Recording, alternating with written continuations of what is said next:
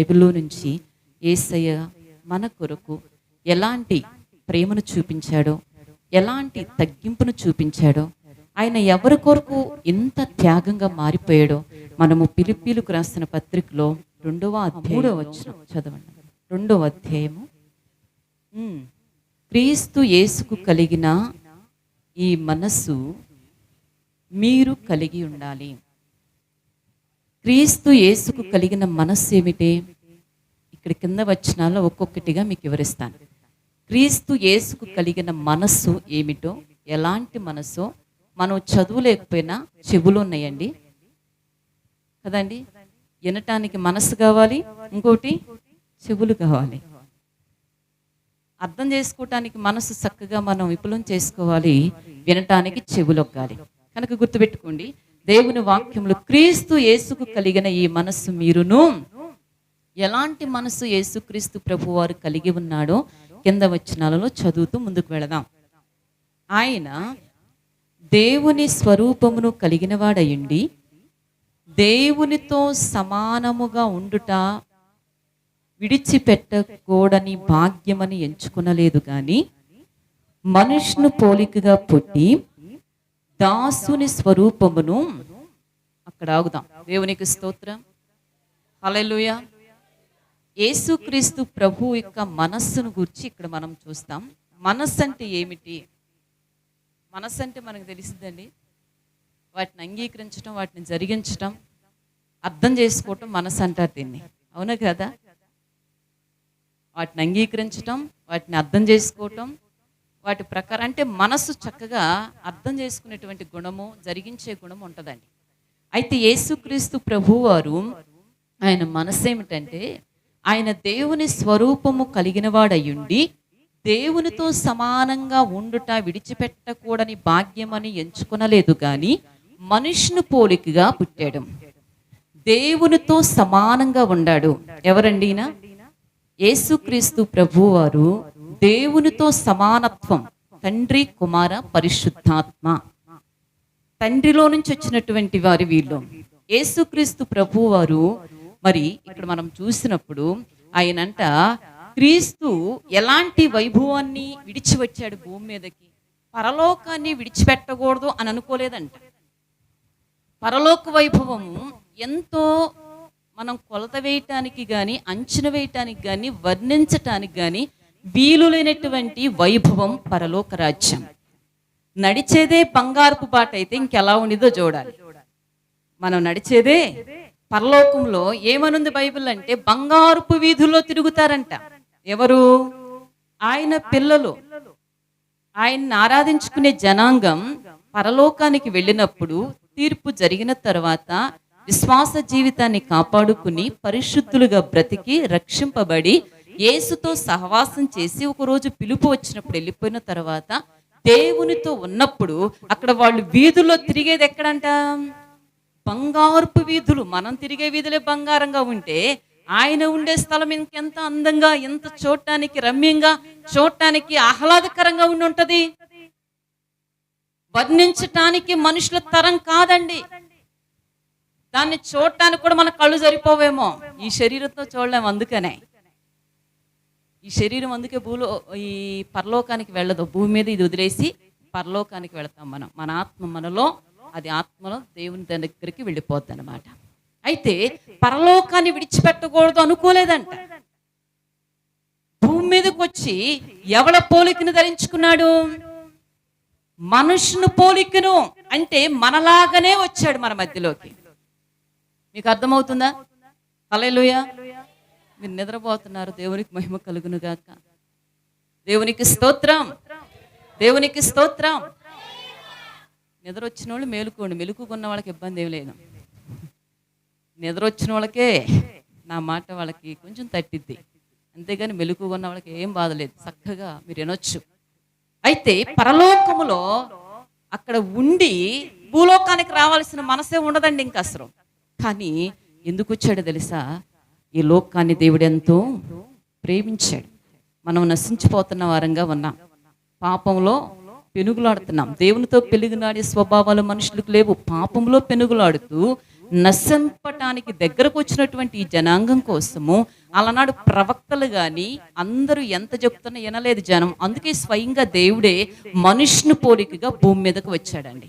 దేవునికి స్తోత్రం. ఒక దేవుడు మనుష్యుని పోలికగా వచ్చి మానవుల మధ్య నివసించటానికి ఇష్టపడ్డాడు. ఇంకోటి చేశాడండి, ఆయన మీ పోలికలో వచ్చాను అని చెప్పేసి అక్కడ ఏమి ఆయన రుబాబు చేయలేదు, అధికారం చేయలేదు, పెత్తనం చేయలేదు. కానీ ఇంకొక మాట కింద మనం చూస్తే దాసుని స్వరూపాన్ని ధరించుకున్నాడు. దాసునికి ఉండే లక్షణాలు ఏంటి, యజమానుడికి ఉండే లక్షణాలు ఏంటి? యజమానుడు ఏ విధంగా ఉంటాడు, దాసుడు ఏ విధంగా ఉంటాడు తెలుసా అండి? యజమానుడికి ఒక ఉన్నతమైనటువంటి ఆస్తి ఉంటుంది, అంతస్తు ఉంటుంది, పలుకుబడి ఉంటుంది, జ్ఞానం ఉంటుంది, అన్ని విధాలుగా సౌకర్యాలు ఉంటాయి. దాసుడు ఇక్కడ కిందకి వెళ్ళి ఏం చేయాలండి? అయ్యగారు ఏం చెప్తే అక్కడికి వెళ్ళి రామంటే వెళ్ళి రావాలి. ఇక్కడ ఏం చేయాలంటే యజమానుడు ఏం చెప్తాడో అది చేయాలి. దేవునికి మహిమ కలుగును గాక. నేను ఇక్కడ వాక్యం చెప్తుంటే దేవునికి మహిమ కలుగును గాక. అయితే దేవుడు మన అవసరం తీరుస్తాడు, అలా తీర్చాలి. దేవునికి మహిమ కలుగును గాక. హల్లెలూయా. అయితే యేసు ప్రభువారు ఆయన దేవునితో సమానుడుగా ఉన్నటువంటి కుమారుడైన ఈ లోకానికి మన కొరకు వచ్చాడండి. మన కొరకు వచ్చి మనుష్యుని పోలికగా పుట్టాడు. ఆ తర్వాత దాసునికుండే లక్షణాలు తగ్గింపు, వినయము, సాత్వికం. ఏం పని చేస్తే తలదించుకుని దాసుడు చేయాలి. ఆ స్వభావాన్ని ధరించుకున్నాడండి, ఆ విధానాన్ని ధరించుకున్నాడు. దేవుడై ఉండి అంత దాసుని యొక్క తగ్గింపు ఎందుకంటే రావటం? అంత చేయాల్సిన అవసరం ఏముంది? మనమంటే ప్రేమ ఆయనకి. కుమారుడు తండ్రి ఎంతైనా కష్టపడతాడు బిడ్డ కోసం, అవునా కాదండి? బిడ్డల కోసం తల్లిదండ్రులు ఎంతైనా కష్టపడతారు. తినటానికి తిండి లేకపోయినా కష్టపడతారు. సరైన సౌకర్యం లేకపోయినా బిడ్డను మంచమే పడుకోబెట్టి తల్లిదండ్రులు కింద పడుకుంటారు. కారణం ఏంటో తెలుసా? బిడ్డని ప్రేమ. మన బిడ్డలను అలా మనం ప్రేమిస్తాం. వాళ్ళకి ఒకవేళ మనం అందరికీ తినటానికి ఆహారం లేకపోయినా బిడ్డ కన్నా పెట్టుకుని మనం పస్తులు ఉండేటువంటి పరిస్థితులు కూడా, మనసు కూడా మనకి ఉంటది. మరి మనకే ఈ భూలోకంలో ఒక తల్లిగా, తండ్రిగా బిడ్డల మీద అంత ప్రేమ ఉంటే, మన కడుపునే మార్చుకోవటానికి మనం ఇష్టపడితే, వాళ్ళని చక్కగా ఉన్నతంగా చూడాలని మనం అన్నిటినీ తగ్గించుకుని ఉంటే, నిన్ను నన్ను పుట్టించిన దేవునికి ఎంతో ప్రేమ ఉండదండి. మనకంటే ఎక్కువ ప్రేమ. మనం ప్రేమించే ప్రేమ కంటే దేవుడు ప్రేమించే ప్రేమ ఇంకా గొప్పదండి. బిడ్డల కోసం మనం ప్రాణం ఇవ్వలేం, కానీ యేసు ప్రభు వారు, యేసయ్య ప్రాణమే ఇచ్చేసాడంటండి. దేవునికి స్తోత్రం. ఆయన మనుష్యుని పోలికగా పుట్టి పరలోకాన్ని విడిచిపెట్టకూడదు అని ఆలోచించలేదు, కానీ విడిచి వచ్చేసాడు భూమి మీదకి. మనుష్యుని పోలికగా పుట్టాడు. దాసుని యొక్క స్వరూపమైన లక్షణాలను కలిగి ఉన్నాడండి. తగ్గింపు, వినయం, మంచితనం, ఎవరేదనుకున్నా ఒక మంచి స్వభావం. దాసుడు ఎంత తగ్గించుకుంటాడు యజమానుని ఎడల, అలాగున యేసయ్య తగ్గించుకున్నాడండి. ఇప్పుడు ఎవరి స్వరూపం ధరించుకున్నాడు? దాసుడు ఎలాంటి తగ్గింపుతో ఉంటాడు యజమానుడి దగ్గర, అలాంటి తగ్గింపును కలిగి ఉన్నాడు అండి యేసు ప్రభువారు. ఎవరి కోసం ఇదంతంటే ఆయన కొరకు కాదండి, ఇది భూలోకంలో ఉన్న మన అందరి కొరకు. దేవునికి మహిమ కలుగునుగాక. దేవుని ఎదుట అందరం తగ్గించుకోవాలి. దేవుని దగ్గర నువ్వెంతటి వారమైనా మనం తగ్గించుకోవాలి. వాక్యానికి మనము ప్రాధాన్యత ఇవ్వాలి. దేవునికి విధేయులంగా అవ్వాలి. కింద వచనాలు మనం చూస్తే చదువుదాం. ఇంకా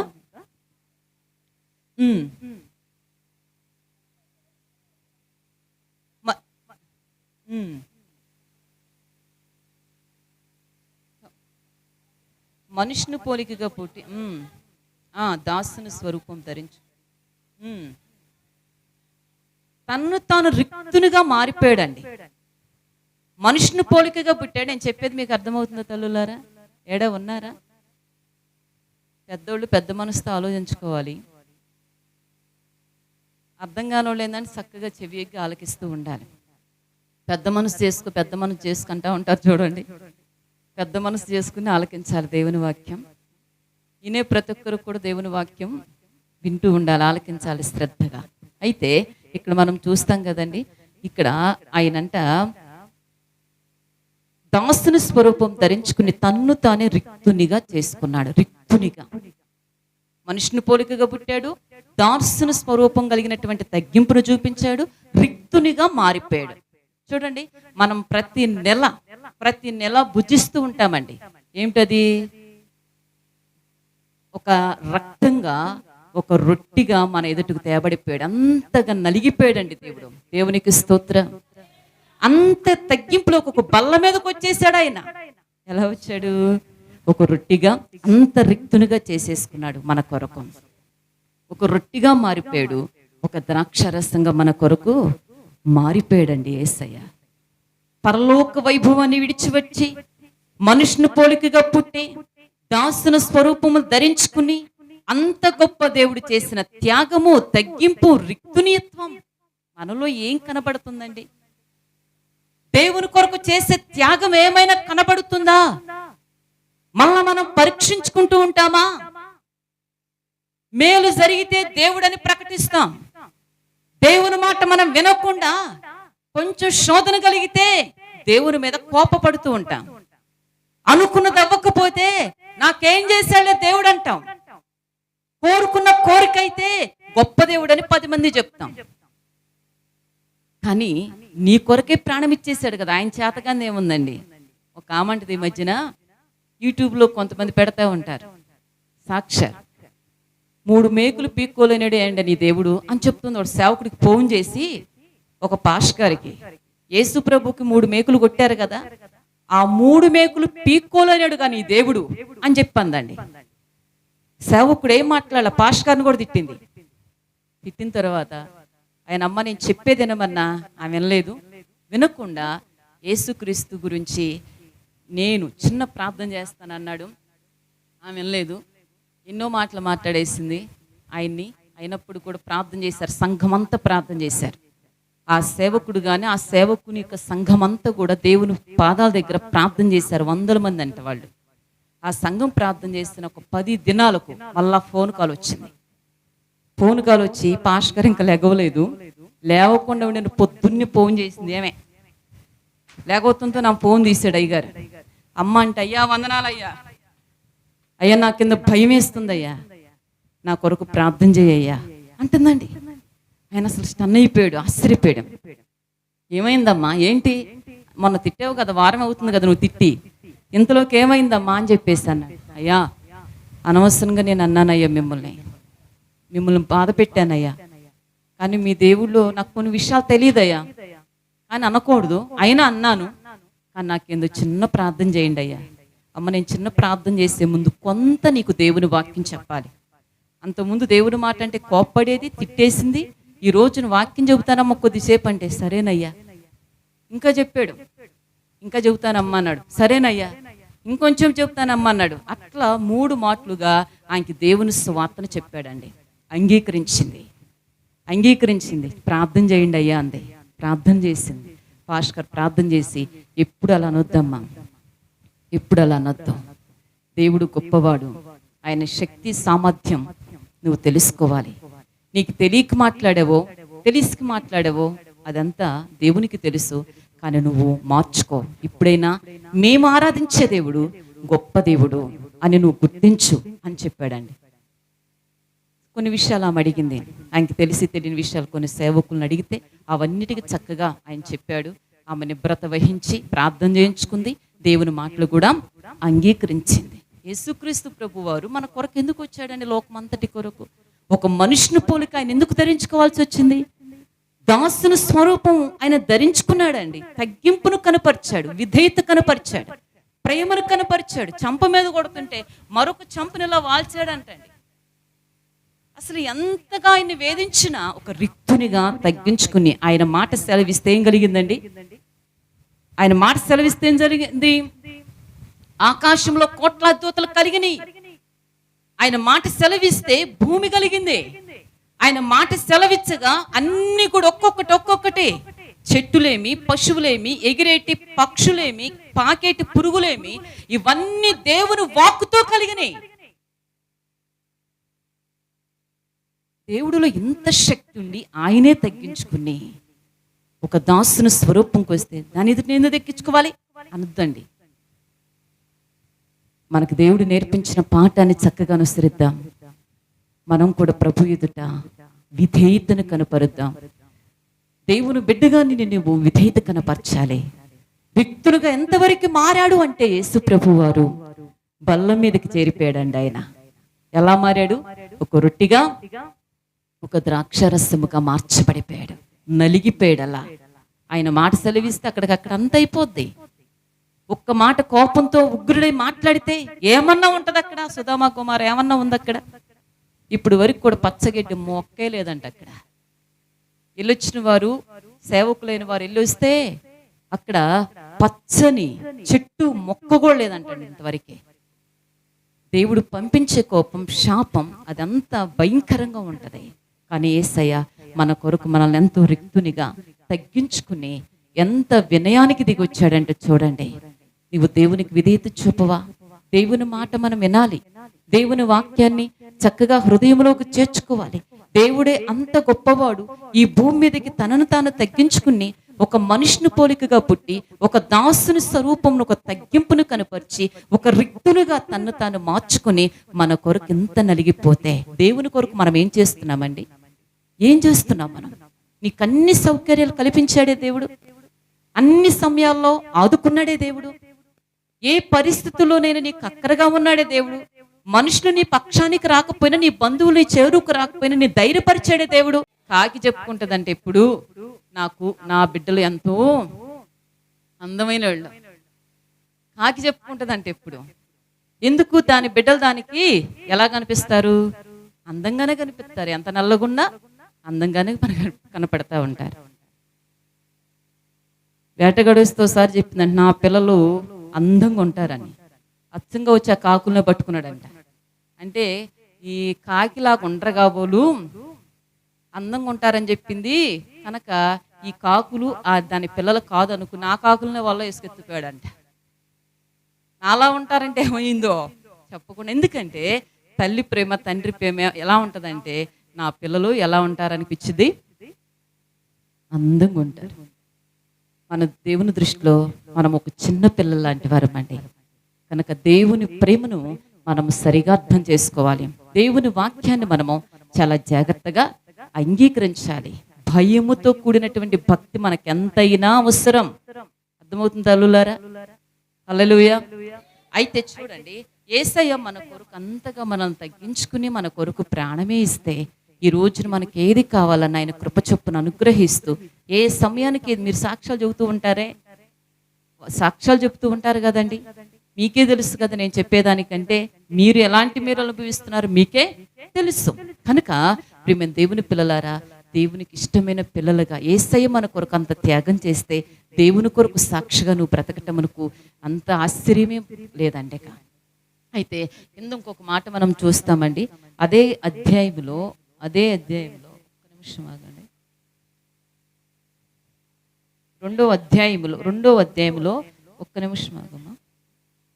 30వ వచనం చూడండి. 30వ వచనం అమ్మా, 30వ వచనం, 2వ అధ్యాయం ఫిలిప్పీయులకు రాసిన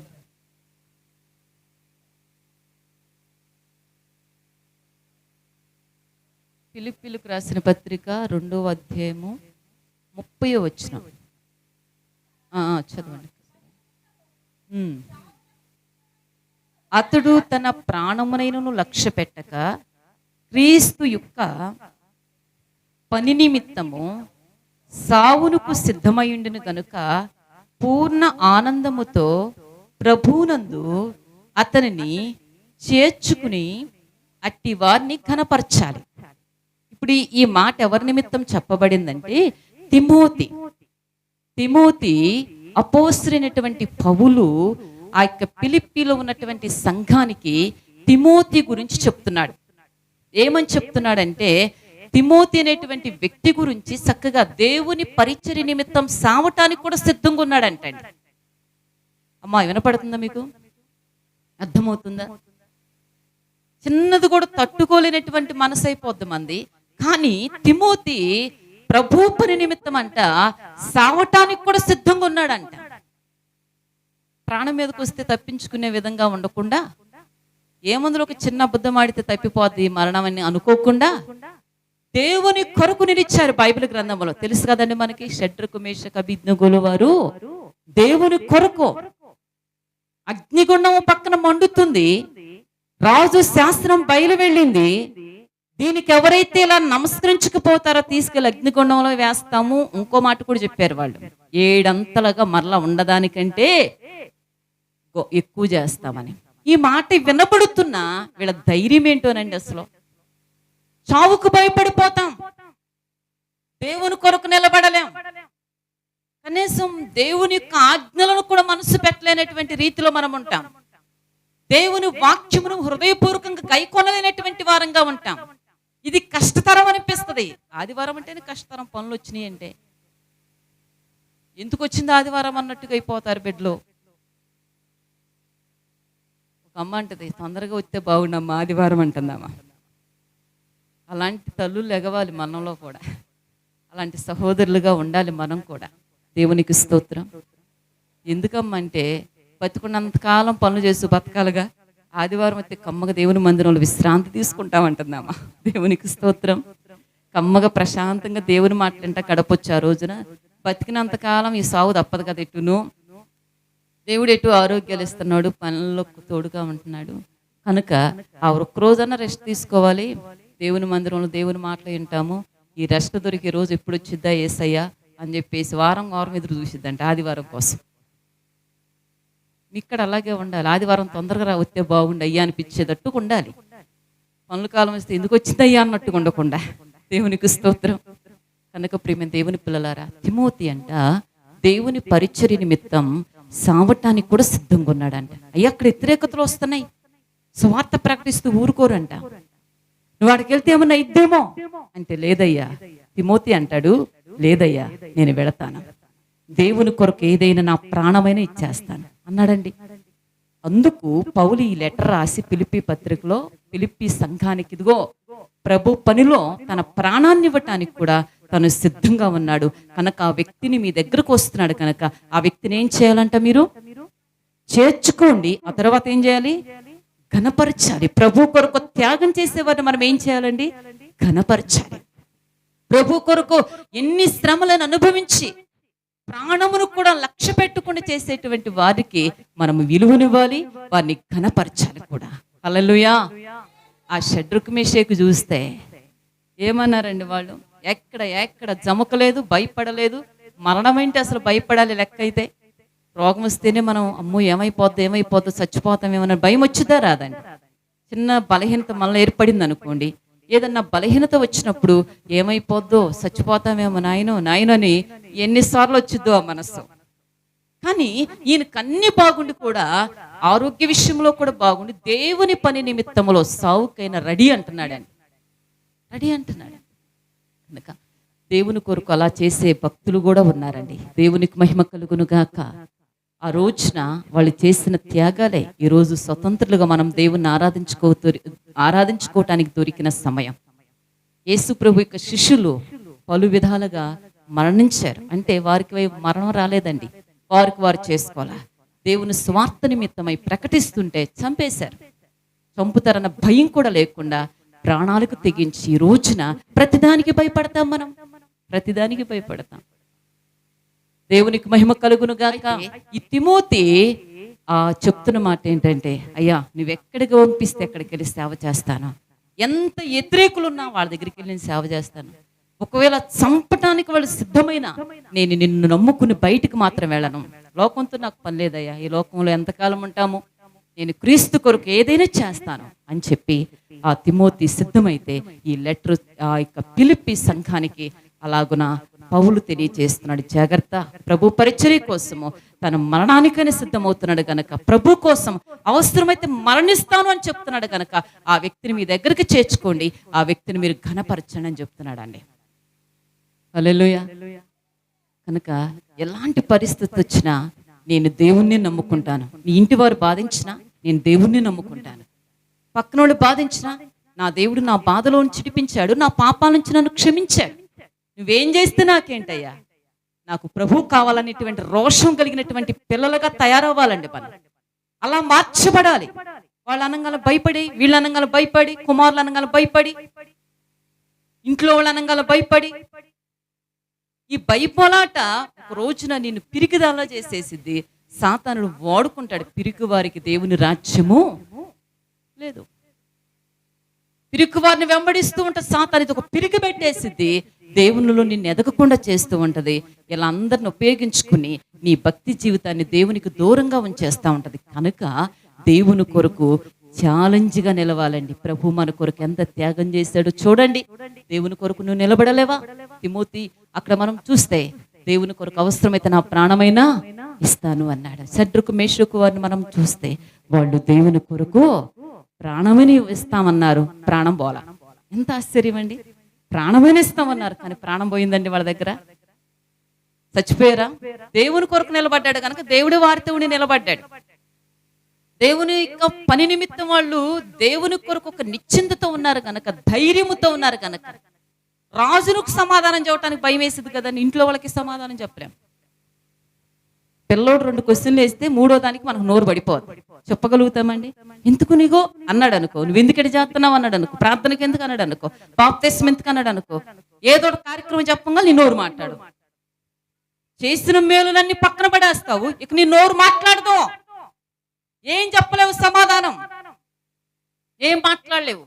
కానీ రాజు ఎదుట, అన్ని లక్షల మంది ఎదుట, రాజు ఎదుట ఎవరికి మాట్లాడటానికి ధైర్యం సరిపోద్దండి? అసలు ధైర్యం సరిపోదు. కానీ ఇందును గూర్చినటువంటి బాధ, చింత మాకు లేదయ్యా. నీకు సమాధానం చెప్పగలిగినటువంటి అవసరత కూడా మాకు లేదయ్యా. మా దేవుడు మమ్మల్ని రక్షించగల సమర్థుడు. ఒకవేళ రక్షించకపోయినా మీకు గుర్తు చేస్తున్నాను, ఈ విషయం చాలా బాహాటంగా మనకు తెలుసు, కానీ మన హృదయాల్లో ఉండదు. కానీ గుర్తు చేయాలి మీకు. ఇందును గుర్చిన భయం మాకు లేదు. 7 అంతలకు మర్రా 7 అంతలు చేసుకున్న 14 అంతలకు ఇంకో 14 అంతలు కలిపి అప్పుడు ఎంత? 28 మంటలు కలిసినటువంటి రీతిగా మీరు అగ్నిగుండాన్ని తయారు చేసుకున్నప్పటికి కూడా నేను మీ మాట వినమండి. రాజుకి ఎంత కోపం రాలండి అప్పుడు. ఉగ్రుడైపోయాడు. వచ్చింది ఉగ్రుడైపోయేస్తే, నేను రాజునైతే, మీరు నా కింద పనోళ్ళైతే నాకెదురు చెబుతారా? మీరు తీసుకెళ్ళి పడేయండిరా అన్నాడండి. పడేశారు. అగ్నిగుండంలో తిరిగే వాళ్ళు ఏమన్నా బాగానే ఉండారు, తీసుకెళ్లి పడేసిన కారిపోయారు. అసలు ఆశ్చర్యం చూడండి. సర్వశక్తిమంతుడు మన దేవుడు. హల్లెలూయా. ఆయన పిల్లల పక్షంగా నిలిచి వారి యాజ్యమును గెలిపించేవాడు. హల్లెలూయా. వారితో ఉండి అగ్నిగుండమైన తప్పించగలిగిన సమర్థుడండి దేవుడు. నువ్వెవరైనా సరే యేసయ్యను అంగీకరిస్తే. యేసునులు కాలిపోయారు, మసైపోయారు. వీళ్ళేమో చక్కగా ఏందో కాళ్ళలో మునుగుతారు చూడండి. స్విమ్మింగ్ పూల్ అంటారు చూడండి, అదేనా? నాకు రాదులే. బీచ్ కాడికి వెళ్తే మునుగుతూ ఉంటారు, ఎంత ఉల్లాసంగానో. దానిలో మునుగుతుంటే ఎంత సంతోషం వేస్తూ ఉంటుందో. నీళ్ళలో మునుగుతుంటే పిల్లలైన పెద్దోళ్ళైనా ఎంత హ్యాపీగా ఫీల్ అవుతూ ఉంటారు. బీచ్లో మునుగుతూ ఉంటారు కదండి, స్విమ్మింగ్ పూల్లో మునుగుతూ ఉంటారు, ఎంత ఉల్లాసమో. అట్టుండారండి వీళ్ళు. వాళ్ళకి హాని కలగకుండా తల్లో వెంట్రుకు కూడా కాలిపోలేదండి వాళ్ళకి. అద్భుతం. దేవునికి స్తోత్రం. నిజంగా మన దేవుడు ఎంత గొప్ప ప్రేమామయుడు, ఎంత గొప్ప దేవుడు. ఆ దేవుడు మన కొరకు ఎంత త్యాగం చేశాడు. ఆ దేవుని కొరకు నిలిచినటువంటి భక్తులు ఎలాంటి త్యాగాలు ఉన్నాయి. ఈ రోజున సంఘంగా ఉన్న నీవు, దేవుని బిడ్డగా ఉన్న నీవు, రక్షించబడిన నీవు, మేలనుభవిస్తున్న నీవు దేవుని కొరకు ఎలా నిలవాలనుకుంటున్నావు? ఏదో నామకార్థంగానా? ఆదివారం కాసేపు కనపడితే సరిపోద్దులే, ఇంటికి వెళ్ళిపోయిన తర్వాత యథాస్థితిలో ఉంటే సరిపోద్దులే అనుకోవద్దండి. అలా అనుకోవద్దు. నిశ్చయముగా దేవునితో నువ్వు చక్కగా నడువు. నీ కార్యం ఈ రోజు కాకపోయినా మరొక రోజు నిన్ను జ్ఞాపకం చేసుకునేది దేవుడే. నీ బాధల నుంచి తప్పించేది దేవుడే. నీ కష్టాల నుంచి తప్పించేది దేవుడే. నీ కన్నీటి నుంచి ఆయన హస్తాలు తుడుస్తాయండి. దేవుని హస్తాలు మన కన్నీటిని తుడుస్తాయి. ఒకవేళ మన వారు ఎవ్వరూ మన కన్నీళ్లు తుడకపోయినా మన దేవుడు కన్నీళ్లు తుడిచేవాడు. దేవుని దగ్గరే గోచాడు, దేవుని దగ్గరే అడుగు, దేవునికి విధేయుడు కా, దేవుని దగ్గరే విధేయురాలు అవ్వు. దేవుడు తప్పకుండా నీ ప్రార్థనకు ప్రతిఫలం దేవుడిస్తాడు. హల్లెలూయా. అయితే నేను చెప్పేది ఒకటే, యేసయ్య పరలోకాన్ని విడిచిపెట్టి మనుషుని పోలికగా పుట్టి దాసుని స్వరూపం తగ్గించుకునేటువంటి రీతిని కలిగి ఉండి ఒక రిక్తునిగా మారిపోయి ఒక బల్లలాగా మనలోనికి వచ్చేసాడండి యేసయ్య. ఇంత తగ్గింపులోనికి వచ్చాడు దేవుడు. నువ్వు దేవుని కొరకు సాక్షిగా ఉండాలని, దేవుని నమ్ముకుని ఆయన ఎందు భయభక్తులు కలిగి ఉండాలని, నీ జీవితంలో నీ కుటుంబంలో అద్భుతమైన కార్యాలు దేవుడు జరిగించగలిగిన దేవుడు అని విశ్వాసంతో ముందుకు కొనసాగుతూ దేవుని ఆశీర్వాదాలు నువ్వు నొందాలని నీకు తెలియజేస్తున్నాను. మోషేని మనం చూస్తామండి. ఐగుప్తులో ఎంత గొప్పవాడండి. ఫరో ఇంట్లో ఎంత గొప్ప అనుభవం ఉంది, ఫరో ఇంట్లో ఎంత వైభవం ఉంది, ఫరో ఇంట్లో ఎంత ఉంది అనుభవించడానికి, ఆయన్ని జీవించడానికి ఎంత ఉంది. ఎన్ని తరాలు తిన్నా తరిగిపోయినటువంటి ఆస్తి, ధనం అక్కడ ఉందండి మోషేకు. కానీ దాన్ని విడిచిపెట్టేశాడు. ఎవరన్నా విడిచిపెడతారా? మోషేకు జ్ఞానం లేదండి, ఉంది అనుకున్నాడు. ఈ సుఖాలు, ఈ యొక్క ఆనందాలు అనుభవించే కంటే దేవుని బిడ్డలతో శ్రమ అనుభవించడం మేలనుకున్నాడంట. శ్రమ అనుభవించడానికి ఎవరైనా ఇష్టపడతామా? ఎవరు ఇష్టపడం. శ్రమ అంటే మనం ఇష్టపడలేం. కానీ శ్రమ అనుభవించడానికే ఇష్టపడి దేవుని పిల్లలతో నిందైనా భరించి దేవుని సన్నిధిలో ప్రార్థన చేశాడు. ఆ వైభవాన్ని విడిచిపెట్టేశాడు. ఏమి నాకు వద్దన్నాడు. ఆ ప్రజలతో కలిసి శ్రమ అనుభవించడం మొదలుపెట్టాడు. ఆ ప్రజలతో కలిసి నింద అనుభవించడం మొదలుపెట్టాడు. ఆ ప్రజలతో కలిసి కష్టపడటం మొదలుపెట్టాడు. అయితే తనకు ఒక గొప్ప ఉన్నతమైన బహుమానం, ప్రతిఫలం ఉందని దైవ రాజ్యము కొరకు తనకున్న సంపదలన్నిటిని ఏం చేశాడండి? పక్కన పెట్టేశాడు. తను కలిగి ఉన్న ఆస్తులు, అంతస్తులు, లేకపోతే తను కలిగి ఉన్న సమస్తాన్ని కూడా ఫరో కుమారుడున నినిపించుకోవటానికి కూడా మనసలేదండి. అక్కడే పెంచబడ్డాడు, అక్కడే పెద్ద అయ్యాడు, వాళ్ళ చదువులే అబ్బినయి, వాళ్ళలోనే ఎదిగాడు. కానీ వారి కుమారుని కూడా అనిపించుకోవటానికి ఇష్టపడలేదు, కానీ దేవుని బిడ్డగా అనిపించుకోవటానికి ఇష్టపడ్డాడండి. హల్లెలూయా. దేవుని బిడ్డగా బ్రతకటానికి ఇష్టపడ్డాడు, కానీ వాళ్ళతో కలిసి బ్రతకటానికి మాత్రం ఇష్టపడ్డా.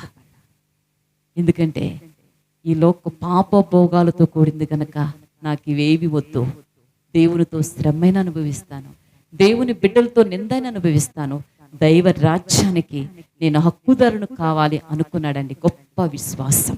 దేవునికి మహిమ కలుగును కాక. అలాంటి మంచి వారు కూడా ఉన్నారండి. ఈ రోజున మనం ఏం చేస్తున్నామమ్మా? మేలు చేస్తేనే దేవునికి కృతజ్ఞతాస్తుతులు చెల్లిస్తున్నామా? మేలు చేస్తేనే ఆ దేవునికి ఏదో అనుకున్నది చెల్లించేసామా, అయిపోయింది అనుకుంటున్నామా? అలా కాదండి. అవేవి దేవునికి నీకు ఇచ్చినా ఇకపోయినా ఏం పర్వాలా, కానీ నీవు దేవునికి కావాలి, నీ బిడ్డ నీకే అవ్వాలి కదండి. ఇప్పుడు మనకున్న పిల్లలు మీకు అర్థమవటాన్ని చెప్తున్నా. నేను ఇందాకే చెప్పాను, మనుషులకి పోలిక చేసుకోకూడదు మన దేవుణ్ణి. ఎందుకంటే ఆయన గొప్పతనాన్ని, ఆయన మహిమను మనం వివరించడానికి సరిపోము, అయ్యాని పిలవటానికి కూడా మనము సరిపోము. కానీ మీకు అర్థమవటానికి చిన్న చిన్న సూక్తులు నేను వాడాల్సి వస్తుంది. ఇప్పుడు మన పిల్లోడు ఉన్నాడు అనుకోండి, మనల్ని అమ్మా నాన్న అనకుండా బయట వాళ్ళని అమ్మా నాన్న అంటే మనకి ఎంత బాధ వేస్తుందండి. మన పిల్లలు మనం పట్టించుకోకుండా వేరొకళ్ళు పట్టించుకుంటే మనకు బాధ అనిపించిద్దా లేదా? బాధ అనిపించింది. మన మాట వినకుండా ఉంటే మన పిల్లల గురించి దిగులుతో, చింతతో తినగా మన శరీరాలు కుషించిపోయి చివరికి వచ్చి ఏమైపోతామంటే సావుకు దగ్గరైపోతాం కదండి. మానవులకు ఉండేటువంటి గుణాలు అవి. కానీ మన దేవుడు ఆయన ఎల్లప్పుడూ ఏకరీతిగా ఉన్న సజీవుడు. ఆయన నమ్ముకున్న పిల్లలకు కూడా మరణమే లేకుండా పరలోకములో యుగయుగాలు జీవించేటువంటి గొప్ప భాగ్యం ఆయన ప్రజలైన మనకు దేవుడిచ్చాడు. కనుక ప్రియమైన దేవుని పిల్లలారా, నువ్వేం చేస్తున్నావు దేవుని కొరకు? నేనేం చేస్తున్నానయ్యా నీ కొరకు? నా సాక్ష్యాన్ని నేను నా మట్టుకున నేను కాపాడుకుంటున్నానా? నా మట్టుకున నీ చిత్తం నేను నెరవేరుస్తున్నానా? నీ చిత్తం నేను నెరవేర్చాలయ్యా. నీ కొరకు, నా కొరకు అంత త్యాగమైపోయావు కదయ్యా, నీ కొరకు నేను ఏం చేయాలో నాకు చెప్పయ్యా అని దేవుని దగ్గర నువ్వు విధేయత చూపితే ఆయన నువ్వేం చేయాలో చెప్తాడు. దేవునికి స్తోత్రం. దేవుని అడుగుజాడలను నడుచుకోవటమేనండి దేవుని చిత్తం. దేవుని మాటను అంగీకరించటమే దేవుని చిత్తం. ఎల్లప్పుడూ ఆయన చేసినటువంటి మేలులను తలపోసుకుంటూ ఆయన ఆజ్ఞలను అనుసరించటమే దేవుని చిత్తం. అంతగా దేవుడు నీ కొరకు చేస్తే నువ్వు ఈరోజు ఏం చేస్తున్నావో ఒక్కసారి జ్ఞాపకం ఉంచుకుని దేవుని నీతిని, రాజ్యాన్ని వెదకాలని, దేవుని కొరకు ఒక్కొక్క సమయంలో ఎలాగైనా సరే పరిస్థితులు మనకు ఎదురైనా దేవుని కొరకు నిలబడి, అవసరమైతే దేవుని కొరకు ఏం చేయాలండి మనము? అర్థమవుతుందా? ఏం చేసేవారంగా ఉండాలి? ప్రాణమైన ఇచ్చేవారంగా మనం ఉండాలి. అంతే. ఈరోజు కాకపోయినా వేరొక రోజైనా ఈ ప్రాణము ఉండిద్దా? పోద్ది. దేవుని కొరకు అవసరమైతే నేను దేవుని నమ్ముకున్నానని ధైర్యంగా నువ్వు చెప్పాలి. దేవుని కొరకు అవసరమైతే ప్రాణం పెట్టే భక్తులుగా మనం ఉండాలి. అదేనండి పరలోకంలో మనకు గొప్పతనాన్ని కలగజేసేది. ఈరోజు తప్పించుకున్నా మరొక రోజైనా తప్పదండి కదండి. ఈరోజు తప్పించుకున్నా వేదొక మాటలతో ఆ రోజు వాడు తప్పించుకుంటే షడ్రకు మేషక బిగ్నుగోలు వారు తర్వాత చనిపోయారా? చనిపోతారు. కానీ దేవుని కొరకు వాళ్ళు నిలబడ్డారు కనుక దేవుడు వారిని బ్రతికించాడు. దేవుని కొరకు నువ్వు నిలబడాలి. దేవుని కొరకు చక్కగా జీవించాలి. దేవుని నీతిని గట్టిగా పట్టుకోవాలి. నీ సాక్ష్యాన్ని చక్కగా ఉంచుకోవాలి. నీ ప్రవర్తనను దేవునికి అంగీకారంగా మార్చుకోవాలి. ఏదో వచ్చారు వెళ్ళిపోయాము విన్నాము అన్నట్టుగా ఉండకూడదు. మనం నేర్చుకోవాలి, దాన్ని జ్ఞాపించుకోవాలి, దాన్ని అనుసరించి నడుచుకోవాలి. అప్పుడు మనం దేవుని పిల్లలుగా ఎంచబడతాం. దేవుడు మన కొరకు అంత త్యాగం చేశాడు. ఈ రోజున యేసయ్య కొరకు నిలబడాలని మీకు తెలియచేస్తూ ఈ మాటలు నేను ముగిస్తున్నాను. దేవుడి మాటలు మన వినికిడిలో దీవించునుగాక. ఆమేన్.